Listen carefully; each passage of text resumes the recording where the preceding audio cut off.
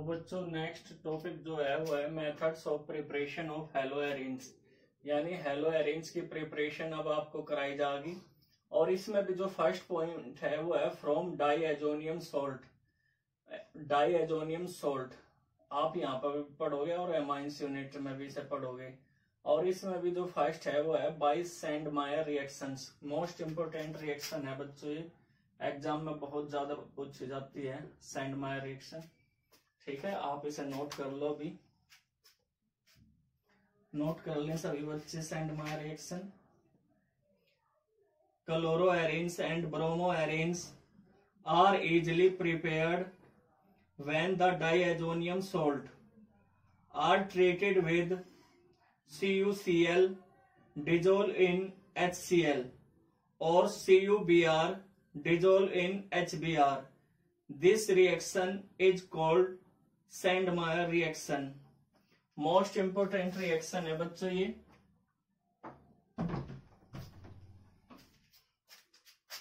जैसे कि अभी हमने बताया इसमें बेंजीन डाइएजोनियम सॉल्ट। ठीक है, तो बेंजीन डाइएजोनियम सॉल्ट में जो आपके सिलेबस में ये रिएक्शन है वो है बेंजीन डाइएजोनियम क्लोराइड।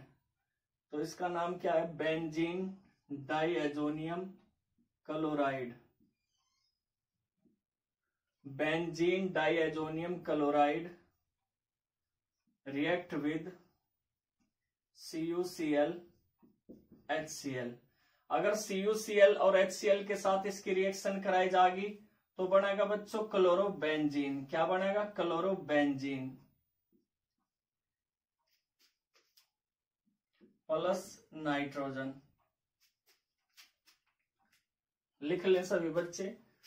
लेकिन अगर इसकी रिएक्शन कराई जाएगी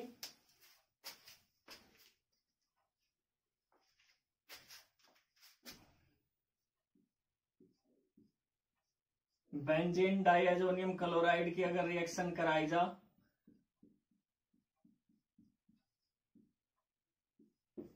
CuBr HBr के साथ, तो इसमें फॉर्म होगा ब्रोमोबेंजीन प्लस नाइट्रोजन। ये फिर भी कराओगे हम एक बार, Cl नेगेटिव। तो benzene diazonium chloride when react with CuCl in presence of HCl to form chlorobenzene and nitrogen, but benzene diazonium chloride react with CuBr and HBr to form bromobenzene and nitrogen।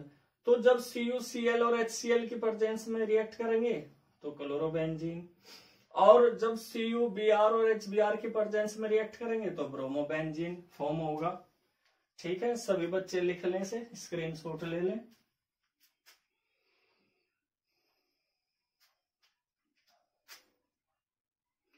एक बात मैं आपको थोड़ी सी यहां पे बता दूं कि जो बेंजीन डाइएजोनियम क्लोराइड है ये कैसे फॉर्म होता है।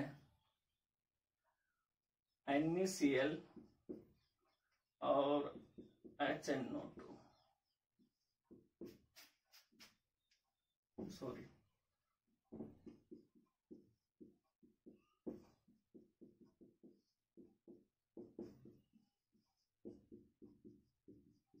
इस तरीके से sodium nitrite react with HCl to form nitrous acid. तो जो नाइट्रस एसिड है हम इसकी रिएक्शन करा दें किसके साथ? एनिलीन के साथ। जो आप एमाइंस में स्टडी करोगे जिसकी, एनिलीन के साथ जब हम इसकी रिएक्ट कराओगे nitrous acid in presence of HCl 0 to 5 degree Celsius की प्रेजेंस में, यानी टेम्परेचर इसका बहुत कम होना चाहिए क्योंकि नहीं तो इसमें विस्फोट हो जाता है, रिएक्शन में एक्सप्लोजिव होती है। आगे आप जब इस टॉपिक को डिटेल से पढ़ोगे तो हम बताओगे। तो यहां पर क्या फॉर्म होता है? Benzene diazonium chloride plus 2H2। तो जो सैंडमायर रिएक्शन में यूज किया जा बेंजीन डाइएजोनियम क्लोराइड, उसकी प्रिपरेशन इस तरीके से होती है। लिख लो इसे भी, आप लिखना चाहो तो। सेंट मेयर रिएक्शन तो वही थी जो अभी आपको कराई, लेकिन अगर वो एनिलीन से पूछने लगे क्लोरोबेंजीन बनाओ तो ये पूरा प्रोसेस आपको करना होगा।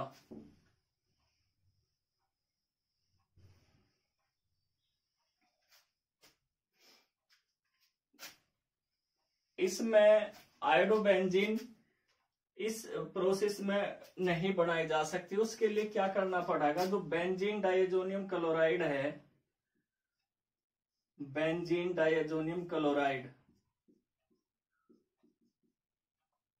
N पॉजिटिव NCl नहीं, इसकी रिएक्शन एक्वस पोटेशियम आयोडाइड के साथ कराऊंगी, ठीक है, और इसे हीट कर दिया जाएगा, तब जाके आयोडोबेंजीन फॉर्म होता है।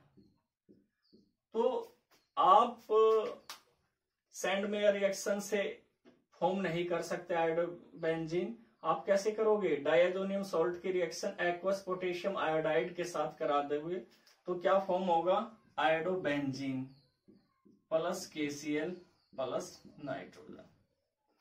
नोट कर लें सभी बच्चे इस पॉइंट को।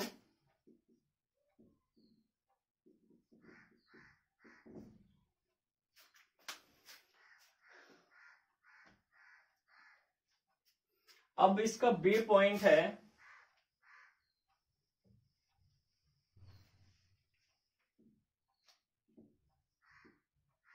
Bye Gattermann reaction.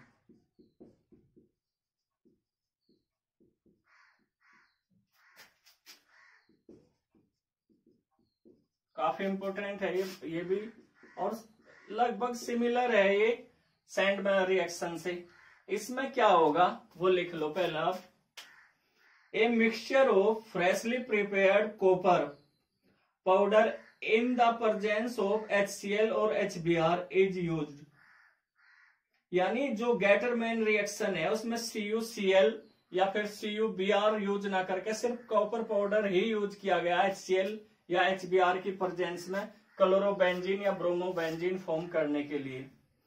तो आसानी है, अगर आपको क्लोरोबेंजीन चाहिए तो आप क्या करोगे, इसकी रिएक्शन कॉपर पाउडर और HCl के साथ करा दोगे, तो क्या बन जाएगा इसमें फॉर्म हो जाएगा क्लोरोबेंजीन प्लस नाइट्रोजन। लगभग सिमिलर रिएक्शन है, आपको डिफरेंस याद रखना, उसमें CuCl था और सिर्फ यहाँ कॉपर पाउडर है, तो गेटरमैन रिएक्शन है, ये तो क्लोरोबेंजीन फॉर्म हो जाएगा। अगर आपको ब्रोमोबेंजीन फॉर्म करना तो आप क्या करोगे, यहाँ ब्रोमोबेंजीन फॉर्म करने के लिए सिर्फ HBr आप यहाँ कर दोगे, तो इसमें क्या बन जाएगा, bromobenzene plus N2 plus Cl negative. Note कर ले सभी बच्चे।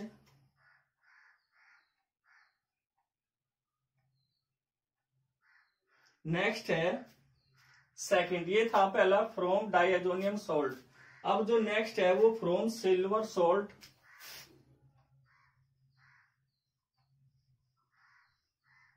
अब नेक्स्ट क्या है बच्चों, from silver salt of aromatic acid, from silver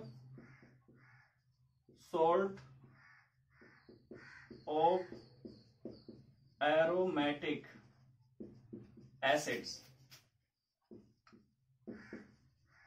अच्छा, इसका एक और नाम है जो अभी आपने हेलो एल्केन्स फॉर्म की थी उसमें भी आया था ये, तो इसे हम हुन्स-डेकर रिएक्शन भी कहते हैं।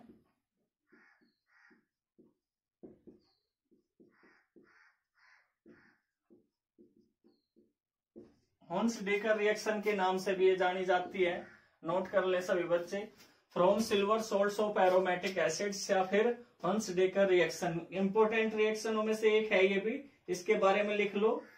Aryl bromides prepared by refluxing the silver salt of aromatic acid with bromine in boiling carbon tetrachloride. तो ये रिएक्शन आपने पहले हेलो एल्कीन के लिए की थी, अब कहीं के लिए कर रहे बच्चों, हेलो एरेन्स के लिए, और इसमें भी सिर्फ ब्रोमो एरेन्स ही फॉर्म की जाती हैं।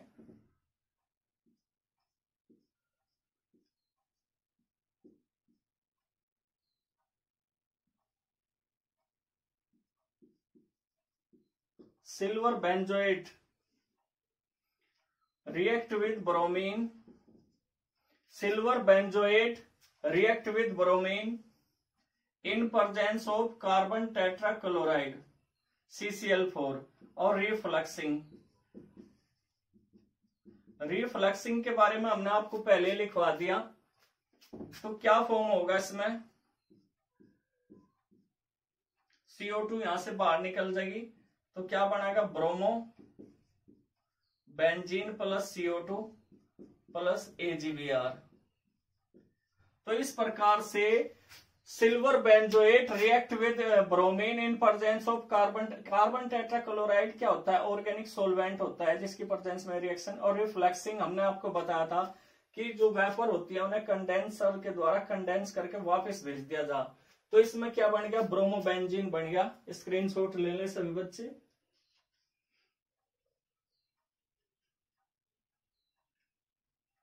अब थर्ड पॉइंट है फ्रॉम एरोमेटिक हाइड्रोकार्बन्स।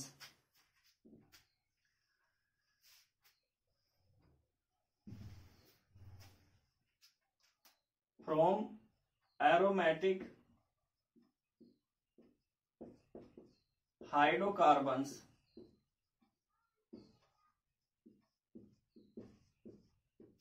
लिख लें सभी बच्चे, फ्रॉम एरोमेटिक हाइड्रोकार्बन्स। और इसमें भी जो है by direct halogenation, by direct halogenation,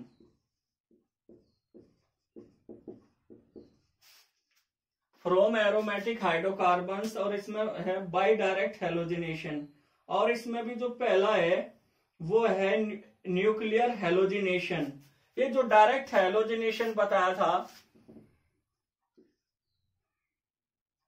इसमें इसे क्या कहा जा, न्यूक्लियर हेलोजिनेशन। मैं आपको बताया था, आपके याद हो बच्चों, कि जो बेंजीन रिंग होती है, जो ये बेंजीन रिंग होती है, अगर इसमें किसी भी कार्बन एटम से कोई भी हेलोजन अटैच होता है, जुड़ता है, तो उसे न्यूक्लियर हेलोजिनेशन कहा जा। ठीक है, बीच में अगर कोई भी कार्बन नहीं आ रहा, इसे डायरेक्ट हेलोजिनेशन कह लो या न्यूक्लियर हेलोजिनेशन कह लो। ठीक है बच्चों, तो हम एरोमेटिक हाइड्रोकार्बन्स के द्वारा इसे बनाओगे। कहीं को बनाओगे बच्चों, क्लोरोबेंजीन, ब्रोमोबेंजीन, कुछ भी, यानी हेलो एरेंज की प्रिपरेशन करेंगे। ठीक है, सभी ने लिख लिया होगा।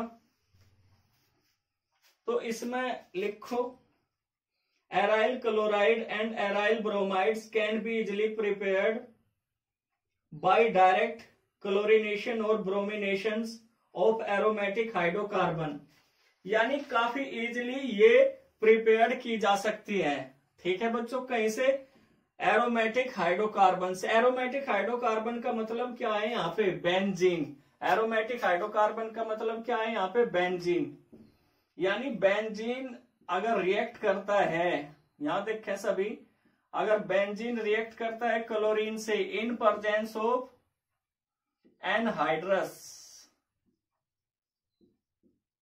एनहाइड्रस FeCl3 यानी फेरिक क्लोराइड, या फिर AlCl3, कोई सा भी आप एक यूज कर सको।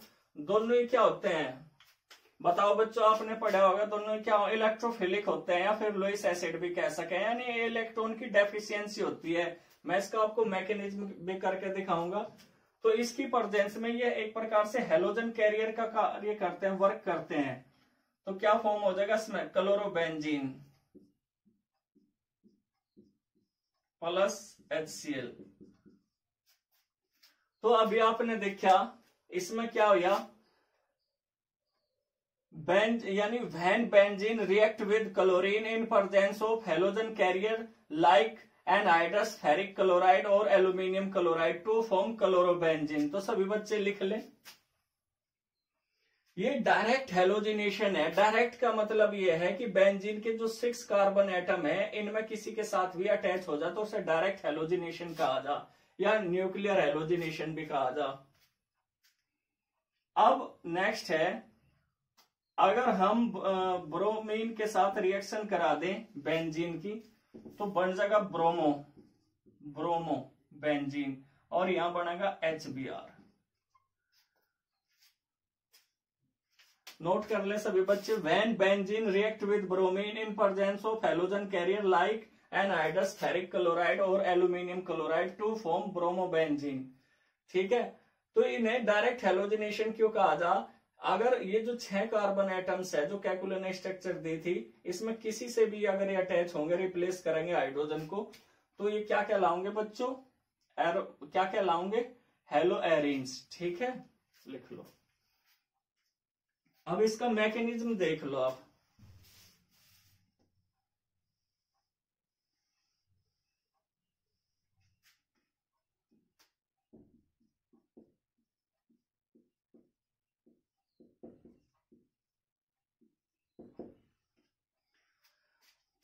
थ्री स्टेप्स में हम इसका मैकेनिज्म करवाओगे। स्टेप फर्स्ट, सबसे पहला जो स्टेप है, इसमें हम जनरेट करेंगे इलेक्ट्रोफाइल। क्या जनरेट करेंगे बच्चों, इलेक्ट्रोफाइल। तो यहाँ पे सबसे पहले हम जनरेट करेंगे, आप कुछ भी ले लो, FeCl3 ले लो या AlCl3, वर्क दोनों का एक ही होगा। तो हम क्या करें, सबसे पहले इनका जो बॉन्ड होता है उसका हेट्रोलाइटिक फिजन कर लें। हेट्रोलाइटिक जैसे ही फिजन होगा तो एक पे पॉजिटिव चार्ज आ जाएगा और दूसरे पे क्या आ जाएगा, नेगेटिव चार्ज। अगर हम ये ले पार्शियल पॉजिटिव चार्ज, इस पे पार्शियल नेगेटिव चार्ज। ठीक है, तो ये कहाँ अटैक करेगा, ये वहां अटैक करेगा जहां इलेक्ट्रॉन की डेंसिटी क्या होगी, ज्यादा होगी, क्योंकि ये लुईस एसिड है, या फिर आप इसे क्या कह सको, इलेक्ट्रोफिलिक। ठीक है, अब FeCl4 negative plus Cl positive. अब ये हमने क्या जनरेट कर लिया, इलेक्ट्रोफिलिक जनरेट कर लिया। ये कहाँ अटैक करेगा, जहां इलेक्ट्रॉन की डेंसिटी हाई होगी। तो ये हमने क्या जनरेट करा, यहाँ पे Cl पॉजिटिव इलेक्ट्रोफिलिक।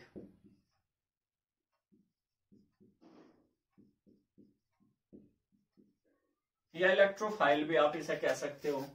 ठीक है, अब सेकंड स्टेप में क्या होगा, इसे डाल दिया जाएगा बेंजीन रिंग के साथ। कहां डाल दिया जाएगा, बेंजीन रिंग के साथ। ये प्रोसेस काफी स्लो होता है, और इसी जो स्लो प्रोसेस होता है वो ये रेट डिटरमाइनिंग स्टेप होता है, जो आप केमिकल काइनेटिक्स में पूरी स्टडी करोगे, यानी पूरी रिएक्शन इसी स्टेप पे डिपेंड करती है। अब ये वहां अटैक करेगा जहां इलेक्ट्रॉन की डेंसिटी क्या है, हाई है। यहाँ पे डबल बॉन्ड यहाँ पे, तो ये कहीं पे भी अटैक कर सके जहां इलेक्ट्रॉन की डेंसिटी क्या होगी, हाई होगी। और ये प्रोसेस काफी स्लो चलेगा। इसकी रेजोनेटिंग स्ट्रक्चर बनेगी इसमें, किस तरीके से वो मैं आपको बना के दिखा रहा।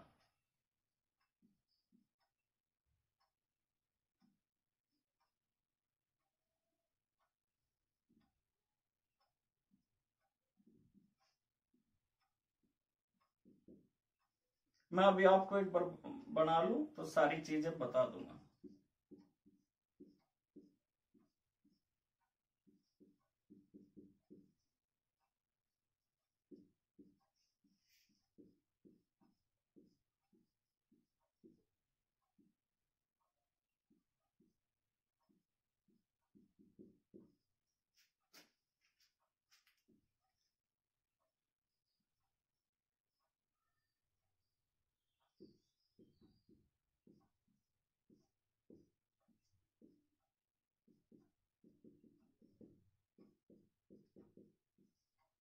अब यहां देखें सभी बच्चे, अब जब ये अटैक कर रहा कहां पे, कार्बन एटम पे, जो डबल बॉन्ड बना रहा, तो इसी कार्बन एटम पर हाइड्रोजन भी मौजूद है। जब तक ये उसे रिप्लेस नहीं करने का तब तक अटैच नहीं होने का। तो वो किस तरीके से उसे रिप्लेस कर रहा है, ये उसकी रेजोनेंस स्ट्रक्चर जो आपने 11th में भी पढ़ी, रेजोनेंस, और 12th में भी आप पढ़ रहे काफी। तो इसमें क्या है, ये डबल बॉन्ड है, यानी 2 इलेक्ट्रॉन है, इसमें 2 इलेक्ट्रॉन की कमी है, तो इसके डबल बॉन्ड क्या करेगा, ये अपनी ओर खींच लेगा इस कार्बन से। जब इसने इसे 2 इलेक्ट्रॉन दे दिए तो इस पर कैसा चार्ज आ गया, पॉजिटिव चार्ज आ गया। ठीक है, पॉजिटिव चार्ज आ गया। ये पॉजिटिव चार्ज जब आ गया तो इसके जो इलेक्ट्रॉन है ये कहां शिफ्ट हो जाएंगे, यहाँ पे शिफ्ट हो जाएंगे। जब यहाँ पे इसके इलेक्ट्रॉन शिफ्ट हो गए तो इस पे फिर इस कार्बन पे कैसा चार्ज आ गया, पॉजिटिव। अब इसकी कमी पूरा करने के लिए ये वाले इलेक्ट्रॉन यहाँ जंप करेंगे, ठीक है। जब ये इलेक्ट्रॉन यहाँ जंप करेंगे तो इस कार्बन पे कैसा चार्ज आ जाएगा, पॉजिटिव चार्ज आ जाएगा, ठीक है। और अब यहाँ पे देखो लास्ट में, अब यहाँ पे क्या रहेगा, ये कार्बन एटम है और ये कार्बन एटम है। अब ये इलेक्ट्रॉन डेफिशिएंस है तो ये हाइड्रोजन से लेगा या क्लोरीन से लेगा इलेक्ट्रॉन वापिस। तो क्लोरीन तो इसे इलेक्ट्रॉन इस वजह से नहीं देने का क्योंकि ये मोर इलेक्ट्रोनेगेटिव है देन कार्बन, लेकिन हाइड्रोजन लेस इलेक्ट्रोनेगेटिव होता है कार्बन से, तो उसके शेयरिंग के इलेक्ट्रॉन अपनी ओर खींच लेगा, ठीक है। क्या करेगा, इस शेयरिंग के इलेक्ट्रॉन अपनी ओर शिफ्ट कर लेगा। तो ये जितनी रेजोनेंस स्ट्रक्चर होती है उतनी ही उस कंपाउंड की स्टेबिलिटी हाई होती है, और इसे क्या कहा जा, सिग्मा कॉम्प्लेक्स कहा जा, या रेजोनेंस हाइब्रिड स्ट्रक्चर्स कहा जा इन्हें, ठीक है बच्चों। और ये क्या फॉर्म कर रहे, कार्बोकैटायन इंटरमीडिएट, ठीक है, कार्बोकैटायन इंटरमीडिएट। अब ये कहा, स्टेप थर्ड में देखो,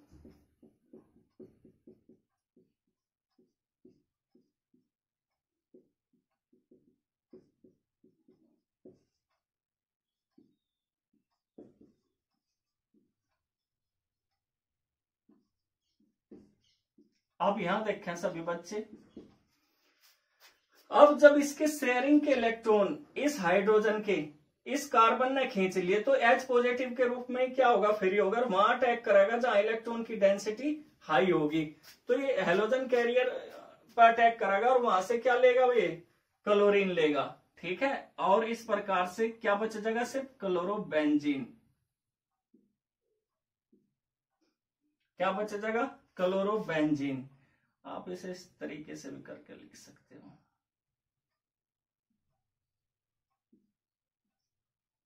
ऐसे क्लोरोबेंजीन HCl एल्यूमिनियम क्लोराइड। जैसे मैं कहा, आप यहाँ एल्यूमिनियम क्लोराइड भी यूज कर सको, दोनों का वर्क एक ही जैसा होता है, ठीक है, दोनों एक ही तरीके से वर्क करती हैं। तो सबसे पहला आपने फर्स्ट स्टेप में क्या देखा, इसका हेट्रोलाइटिक फिजन हुआ, यानी कार्बोकैटायन और कार्बन आयन जो बनते हैं आपको पता हेट्रोलाइटिक फिजन से। तो यहाँ पे कैरी कर गया क्लोराइड आयन को, ये इलेक्ट्रोफिलिक हो गया, इसने फिर बेंजीन रिंग में अटैक करा, कहीं भी कर सके किसी भी कार्बन पर जो डबल बॉन्ड फॉर्म कर रहा।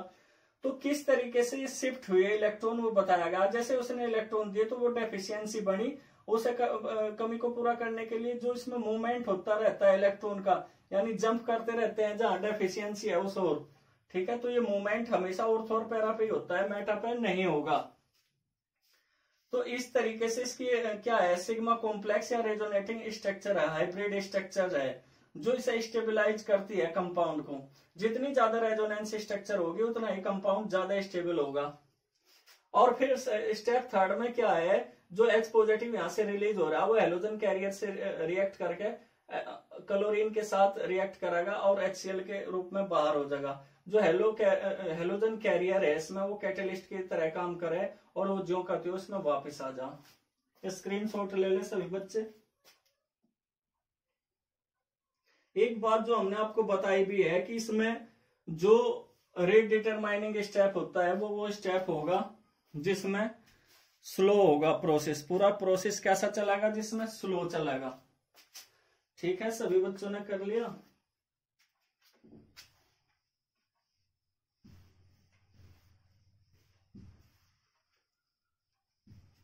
अब नेक्स्ट है, इसमें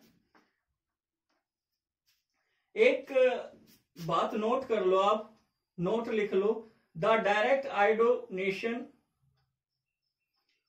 of aromatic hydrocarbons is not a useful reaction since the hydrogen iodide produced during the reaction, being a good reducing agent, reduce the aryl iodide back to the aromatic hydrocarbon and iodine। जैसे उसमें भी थी halo alkane में, अगर हम preparation करना चाहें कहीं की इसकी आयोडीन के साथ रिएक्शन करा दें तो ये एक रिवर्सेबल इक्वेशन होती है, इसमें आयोडोबेंजीन तो बन गया बट HI भी बने। HI क्या होता है? स्ट्रॉन्ग रिड्यूसिंग एजेंट होता है, इसे वापस आयोडीन में तोड़ देगा और बेंजीन में, तो आपको मिलने का ही नहीं है प्रोडक्ट। फिर इससे बचा कैसे जा? इससे इस तरीके से बचा जा सके, जो HI है उसकी रिएक्शन HNO3 HIO3 उनके साथ करा दो, जो स्ट्रॉन्ग ऑक्सीडाइजिंग एजेंट होते हैं। HNO3 के साथ अगर हम इसकी रिएक्शन करावें तो फिर ये क्या करेगा? HI को तोड़ देगा, क्या कर देगा? डिवाइड कर देगा आयोडीन में, तो ये रिवर्सेबल ना होकर फिर इरिवर्सेबल हो जाएगी। ठीक है, तो आयोडीन बना होगा, NO2 बना देगा और प्लस H2O, ये लिख लो। ये रिएक्शन रिवर्सेबल होती है, इस वजह से इसमें आयोडोबेंजीन बनाना काफी डिफिकल्ट होता है। इसी वजह से, क्योंकि HI एक स्ट्रॉन्ग क्या है? रिड्यूसिंग एजेंट, तो उसे ब्रेक करने के लिए इसमें स्ट्रॉन्ग HIO3 जैसे पहले बताया HNO3 जो कि स्ट्रॉन्ग ऑक्सीडाइजिंग एजेंट है, वे मिला के पहले हम इसे क्या कर लेंगे? ब्रेक कर लेंगे, तो इसमें फिर ये पॉसिबल हो सकता है। एक और नोट लिख लो, aryl fluorides can not be prepared by direct fluorination of aromatic hydrocarbons since the reaction is very violent and cannot be easily controlled। तो आयोडोबेंजीन तो बनाया भी जा सके इसमें ऑक्सीडाइजिंग एजेंट मिला के, लेकिन डायरेक्ट फ्लोरोबेंजीन बिल्कुल नहीं बनाया जा सकता, उसे कंट्रोल करना काफी डिफिकल्ट होता है और एक्सप्लोजिव रिएक्शन होती है, इसी वजह से उसका कभी भी डायरेक्ट प्रिपरेशन नहीं किया जा सकता। अब नेक्स्ट है बी पॉइंट,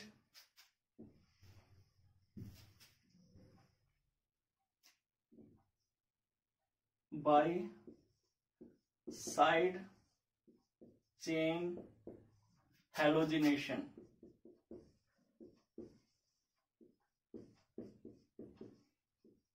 जैसे बच्चों अभी आपने देखा होगा डायरेक्ट कार्बन एटम जो कि बेंजीन रिंग में है 6, उनमें किसी के साथ भी क्लोरीन ब्रोमीन आयोडीन जोड़ती है या फ्लोरीन जोड़ती है तो उसे क्या कहा जा? डायरेक्ट। लेकिन अगर एक भी कार्बन एटम बीच में आ जा,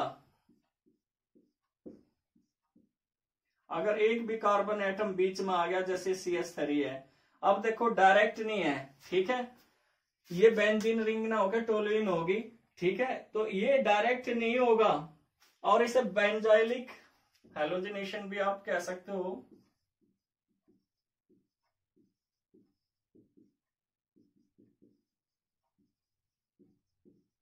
क्योंकि हमने बताया था ये बेंजाइलिक कंपाउंड होते हैं, अगर एक कार्बन अटैच हो नेक्स्ट बेंजीन रिंग से तो इसमें क्या होगा वो लिख लो। पहले लिखो, when toluene react with chlorine in presence of sunlight and at 383 Kelvin to form benzyl chloride, benzyl dichloride and benzo trichloride। तो असल में अब डायरेक्ट तो हेलोजिनेशन हो नहीं रहा जो इजीली हो जा, अब तो जो हेलोजिनेशन होगा वो इसका होगा CH3 का, जो कैसा ग्रुप है? एल्काइल ग्रुप है, और जैसे हमने बताया था लेस रिएक्टिव होते हैं, ठीक है, इनकी रिएक्शन काफी डिफिकल्ट होती है, इसी वजह से जब भी इनका हेलोजिनेशन किया जाएगा वो सनलाइट में होगा और इन्हें हीट किया जाएगा, ठीक है। और आपने देखा था मैथेन के साथ जब तक सारे हाइड्रोजन रिप्लेस नहीं हो गए थे, ये रिएक्शन चल रही थी, तो CH2Cl, फिर यही प्रोसेस सनलाइट की प्रेजेंस में Cl2 H न्यू से रिप्रेजेंट कर सकें तो HCl इसमें से रिमूव हो जाएगा,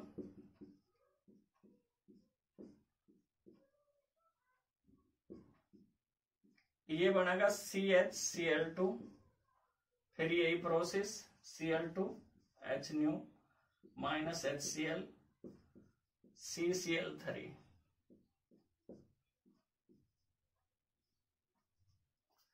तो हमने अभी अभी आपको बताया कि ये साइड चेन है, इसमें डायरेक्ट हेलोजिनेशन नहीं हो रहा है, इसी वजह से ये इजिली नहीं हो पाता। ये साइड चेन हेलोजिनेशन है, टोलुइन इसे कहा जा, इस कंपाउंड को।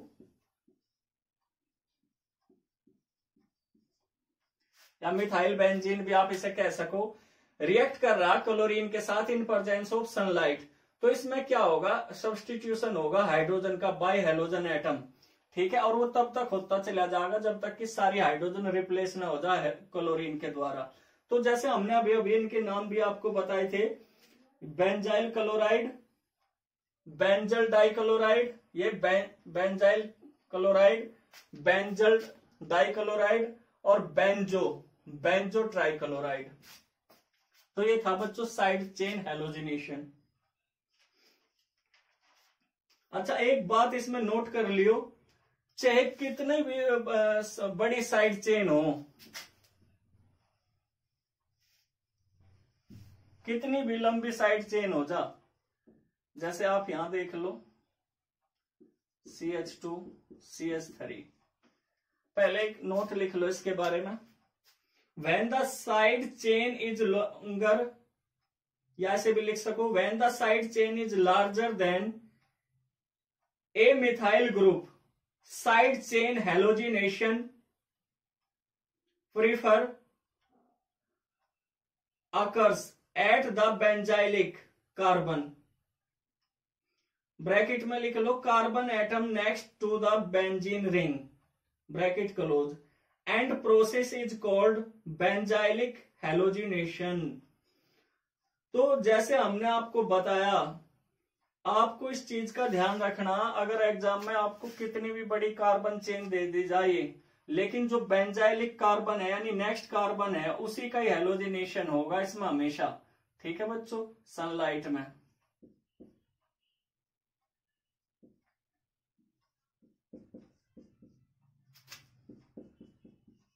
और ये प्रोसेस तब तक चलता रहेगा जब तक कि इस कार्बन से रिप्लेस ना हो जाए।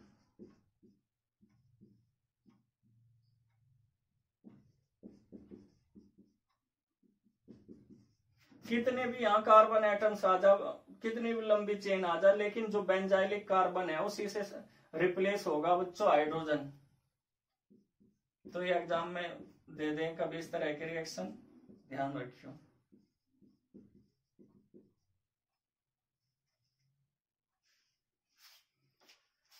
तो ये थी प्रिपरेशन इसकी, ठीक है बच्चों, आज के लिए इतना ही।